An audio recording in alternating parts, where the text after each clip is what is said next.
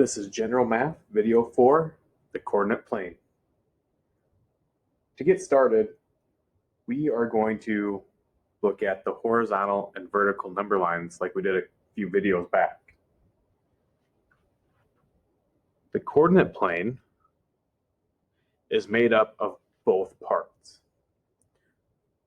We have our horizontal number line. I just labeled 0.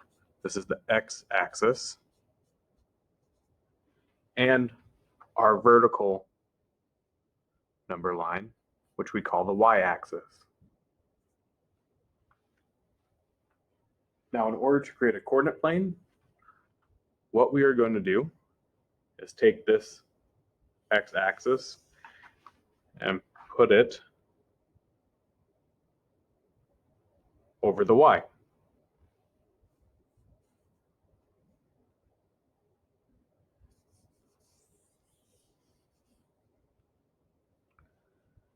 And this point right here where they overlap, this is called the origin point.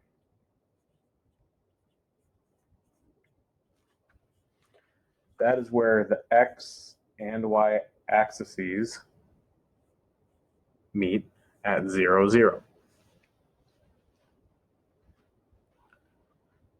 When this is done, it creates 4 distinct regions.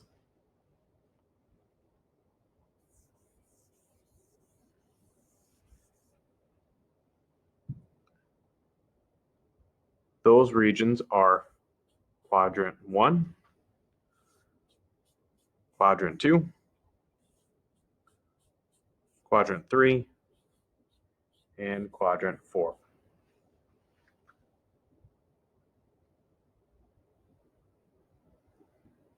And because our origin point here is 0, 0, we know a few things about our horizontal and vertical number lines. For instance, on our y-axis, anywhere from the origin point up is going to be positive values. And moving down, these will be our negative values. We also know that if we move to the right on the x-axis, these are all positive values. And if we go from the origin to the left, these are all negative values.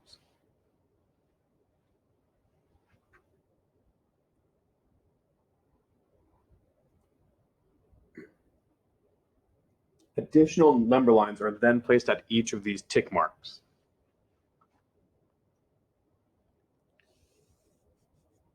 Kind of like this. Now this number line is -1 from the origin point, meaning that it's one number line to the left of that origin. I know it seems weird and it sounds weird to talk about it that way, but it's what seems to make the most sense. Because as you keep moving forward and adding in these number lines, or backwards, however you want to look at it, this is how we get our coordinate plane. Because every time they intersect or overlap, each of these points that are created, those are what we call the coordinate points. So what I'm going to do now, I'm going to erase some of this.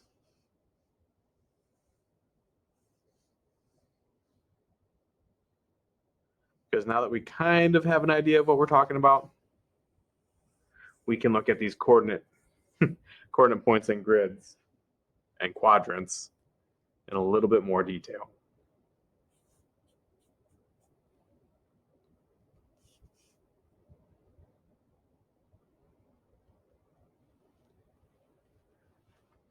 Remember, positive x, positive y, negative x, negative y. If we have any points that are directly on the y-axis, these are y-intercepts.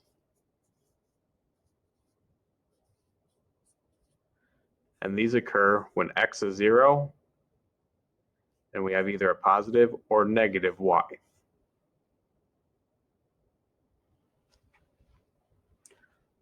On the x-axis, if any of these are right at y equals 0, these are x-intercepts. We either have a positive or negative x and a y equal to 0.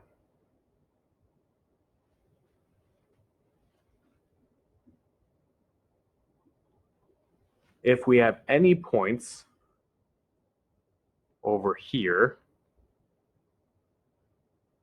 we have a positive x and a positive y. And maybe I should back up a little bit here. These are called coordinate points.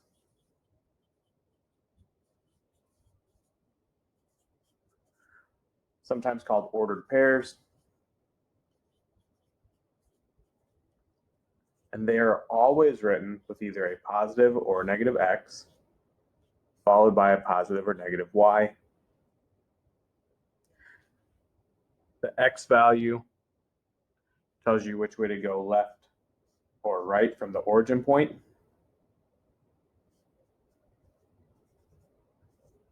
Remember that was 0, 0. And the y tells you if you're going up or down from the origin point.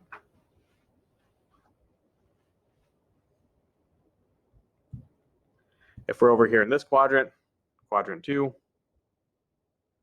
we now have a negative x and a positive y.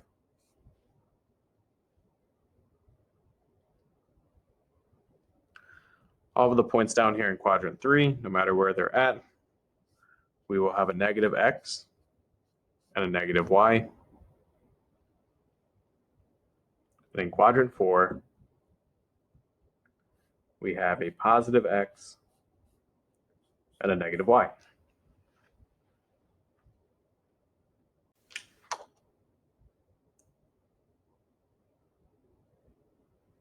So what I want you to do is to create a coordinate plane, either on your piece of paper or in your notebook. Maybe you have access to a printer and you want to print off a nice looking coordinate plane. The important part here is that you are able to scale it. And by scale it, I mean go from 0 to 20 and negative 20, 20, negative 20. Because I want you to plot the following points.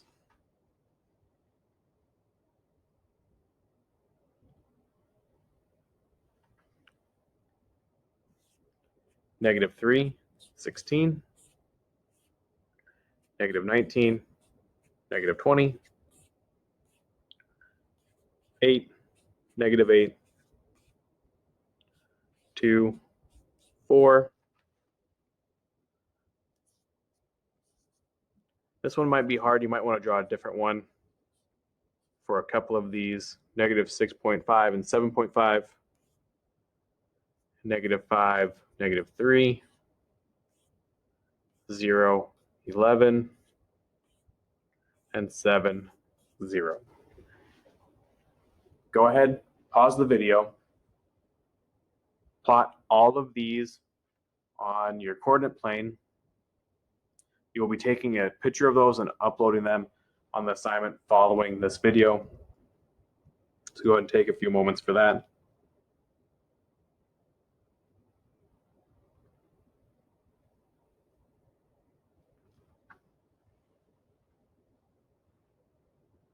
If you're done plotting your coordinate points, there's a couple more things I want you to do. The first one, I want you to identify the quadrant of each.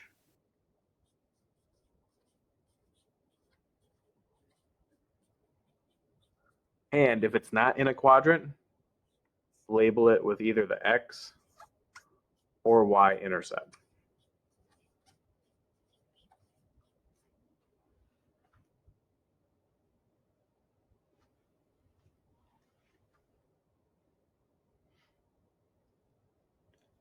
If you're wondering the importance of a coordinate plane and why we're taking time to figure out where all these coordinate points are and how it's laid out, that's because graphs are important to us in our everyday lives.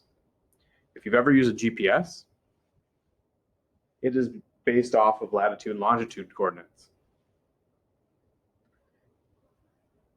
Those coordinates, if you were to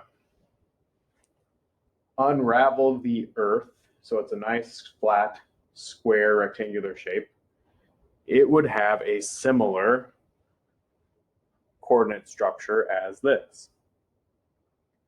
But instead of having positive and negatives, we use north, south, east, and west.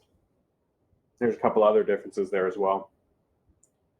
If you're planning the structure of a city, most cities want their streets to have a grid structure, so it's really easy to navigate.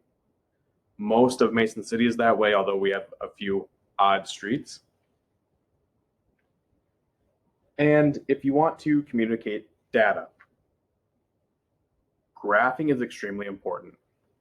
If you go to a newspaper or a magazine, or if you do a quick Google search, most of the time what you have are images of graphs that only look at this first quadrant.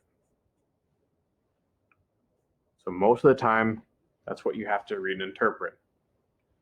But if you ever get into more technical reading for like science or medicine, engineering, a lot of the times they go into all four quadrants. And so really, we want a way to visualize and communicate data and information. That's all for this video.